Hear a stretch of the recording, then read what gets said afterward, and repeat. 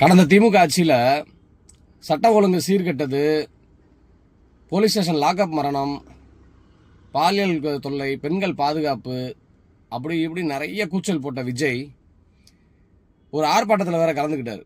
அந்த ஆர்ப்பாட்டத்தில் கலந்துக்கிட்டு ஒரு பிளக்கார்டை கையில் வச்சுருந்தார். என்னென்னா, சாரி வேண்டாம் நீதி வேண்டும். எங்கோ ஒரு குக்கிராமத்தில் எங்கோ ஒரு சின்ன தெருக்குள்ள நடக்கிற சண்டைக்கு கூட அன்றைய முதல்வர் வந்து போய் நேரில் போய் ஆஜராகணும், நேரில் போய் கேட்கணும் அப்படின்லாம் சொல்லிட்டு இருந்தார் விஜய்.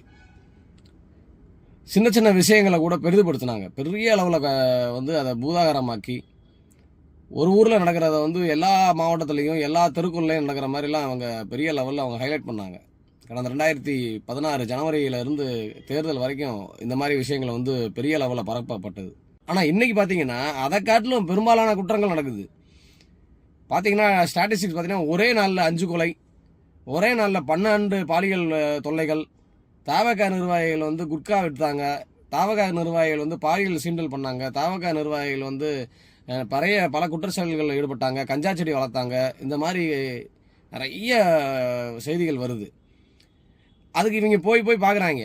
நமக்கு என்னென்னா, சரி ஓகே நடவடிக்கை எடுக்கிறாங்க, எடுக்காமல் போகிறாங்க. ஆனால் இன்றைய முதல்வர் பாலியல் தொல்லையால் கொலை செய்யப்பட்ட சிறுமிகளும் இருக்காங்க, பெண்கள் இருக்காங்க. இறுதி கட்டமாக இன்றைக்கி லாக்அப் மரணம் வேற, சபரிநாதன் லாக்அப் மரணத்தில் இறந்துருக்கார், கொலை செய்யப்பட்டிருக்கார். குறைந்தபட்சம் சாரி கூட கேட்கலையே நீ எனக்கு பிளக்கார்டில் என்ன வந்தால் சாரி வேண்டாம் நீதி வேண்டும் அப்படின்னு சொல்லிட்டு ஸ்டாலின் அங்கிள்னு சொன்னீங்கல்ல. இன்றைக்கி நீ என்ன பண்ணியிருக்கணும்? குறைந்தபட்சம் சாரி கேட்டிருக்கணும்ல. நீ ஏன் வரல நேரில்? அன்னைக்கு கேட்டல ஏன் வரலன்ட்டு. இப்போ என்ன நீதி வழங்கப்பட்டுச்சு? வெறும் ஆளாக இருக்கும் போது என்னத்தை வேணால் கையில் ஆட்டலாம். இப்போ முதல்வராக இருக்கும் போது வலிக்குது இல்லை?